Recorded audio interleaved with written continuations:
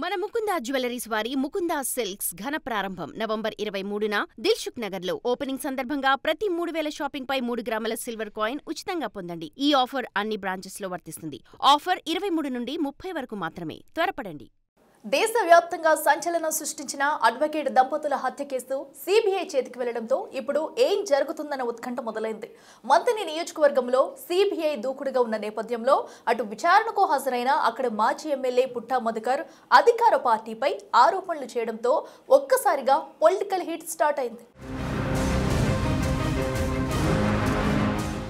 4.5 ఏళ్ల క్రితం కరీంనగర్ జిల్లా మంథని సమీపంలో జరిగిన హైకోర్టు న్యాయవాద దంపతులు గట్టు వామన్రావు, నాగమణిల హత్య తెలుగు రాష్ట్రాలతో పాటుగా దేశవ్యాప్తంగా సంచలనం సృష్టించింది. ఆ కేసులో 7 నిందితులను అరెస్టు చేసి 600 పేజీలకు పైగా ఛార్జ్షీట్ దాఖలు చేశారు పెద్దపల్లి పోలీసులు. కేసు హైకోర్టులో విచారణ సాగుతోన్న తరుణంలో వామన్రావు తండ్రి కిషన్ రావు సుప్రీంకోర్టును ఆశ్రయించారు. స్థానిక పోలీసులు అసలు నిందితులను ఉద్దేశపూర్వకంగా వదిలేశారని, పిటిషన్ వెయ్యటమే కాకుండా సిబిఐతో విచారణ జరిపించాలని సర్వోన్నత న్యాయస్థానాన్ని కోరారు.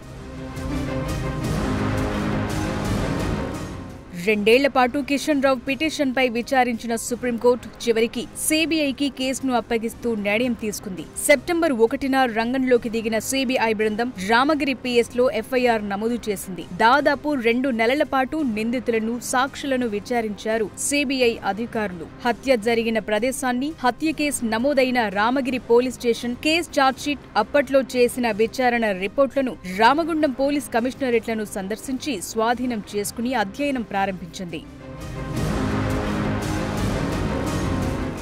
ఆ తరువాత హత్య కేసులో నిందితులుగా ఉన్నవారిని, గుంజపడుగు గ్రామానికి చెందిన వారిని, వామన్రావు సన్నిహితులను కొందరిని సిబిఐ విచారించింది. ఈ నేపథ్యంలో ఇటీవల ఓ కీలక పరిణామం చోటు చేసుకుంది. మొదటి నుండి వామన్రావు తండ్రి కిషన్ రావు ఆరోపిస్తున్నట్లుగా మంథని మాజీ ఎమ్మెల్యే బీఆర్ఎస్ సీనియర్ నేత పుట్టా మధుకర్ను విచారించారు సిబిఐ అధికారులు.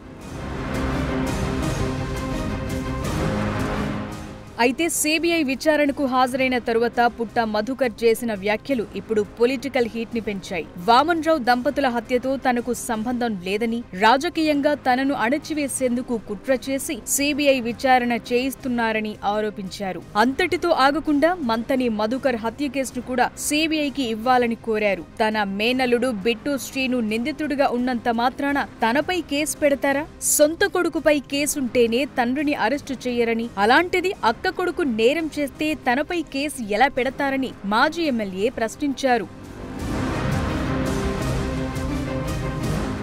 అయితే మధుకర్ చేసిన వ్యాఖ్యలను వామన్రావు తండ్రి ఖండించారు. హత్యతో సంబంధం లేకపోతే మధుకర్ తనకు కోట్లాది రూపాయలు ఎందుకు ఆఫర్ చేశారని, వామన్రావు మరణ వాంగ్మూలంలో పుట్టా మధు పేరుందని కౌంటర్ వేశారు కిషన్ రావు. తన వెనుక కాంగ్రెస్ లేదని చెప్పారు కిషన్ రావు. సిబిఐ దూకుడు అలా ఉంటే ఆరోపణలు, కౌంటర్లతో ఒక్కసారి మంథనిలో హీట్ రైజ్ అయింది.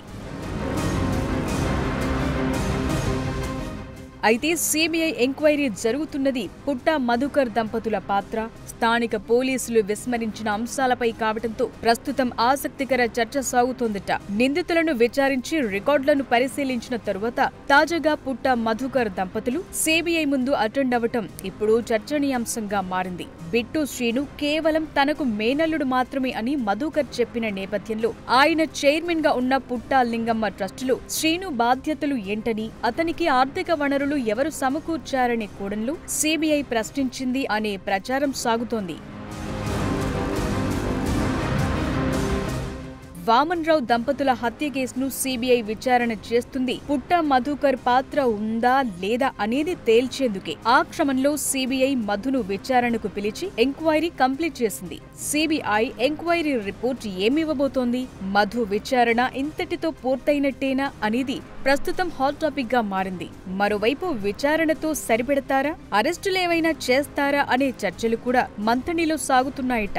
మొత్తానికి మంథని పాలిటిక్స్ ఏ టర్న్ తీసుకుంటాయో చూడాలి.